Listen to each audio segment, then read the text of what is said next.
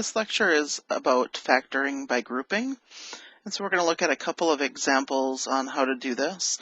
Normally we would use factor by grouping when you see four terms. So anytime you see four terms in a polynomial, such as our first example here, x cubed plus 2x squared plus 5x plus 10, you'll want to give this method a try. And so in factor by grouping, what we want to do is group the first two terms together in a set of parentheses, so x cubed plus 2x squared. Always separate your groups with an addition sign, so plus, and then in the second group put the last two terms, so 5x plus 10.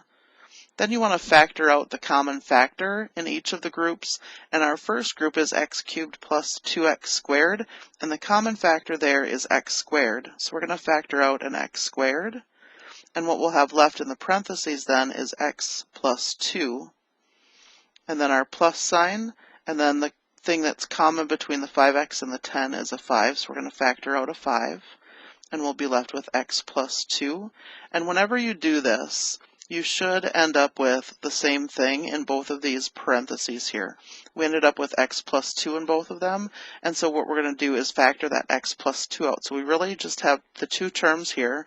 This first term is x squared times the quantity x plus 2. Remember, parentheses means that it's in a container, and we treat it as one thing.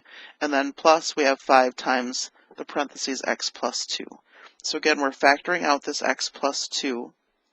When we factor it out of this first term, we'll be left with this x squared right here. And then plus, when we factor it out of the second term, we'll be left with this 5. So our final answer here is x plus 2 times the quantity x squared plus 5.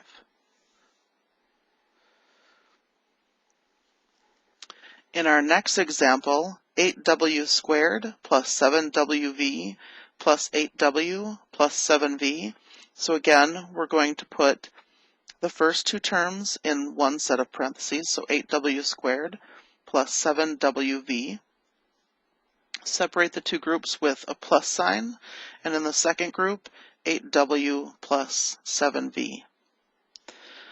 So now we want to factor out the common factors. 8w squared plus 7wv has w as a common factor, so we're going to factor that out, and we'll be left with 8w plus 7v, and then plus, and we can't factor anything out of the second group, 8w plus 7v. So now again, what's in my parentheses is the same, 8w plus 7v in both of them, and so we're going to factor that out. And so 8w plus 7v, when we factor it out of the first thing, we'll be left with just this w, plus, when we factor it out of this second thing, there isn't anything in front of this set of parentheses, but remember, when there's nothing in front of parentheses or a variable, there's always an implied 1 there. And so that's going to leave us with a 1.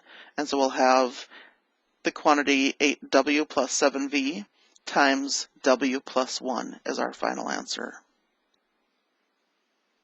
So here's our final example. We have 16x cubed minus 28x squared minus 12x plus 21. So why don't you go ahead and give this one a try. So we're going to group the 16x cubed minus the 28x squared together. Put a plus sign in between our two groups, and then minus 12x and plus 21 in our second group. The common factor between 16x cubed and negative 28x squared is going to be 4x squared.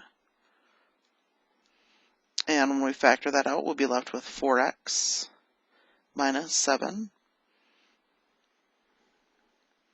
In our second group here, we're going to factor out a negative 3. So we'll end up with negative 3 times the quantity 4x minus 7. So now again, in our groups, we have the same thing, 4x minus 7, and so we're going to factor that out. And so we'll have 4x minus 7, and we'll be left with this 4x squared, and here we'll be left with the minus 3.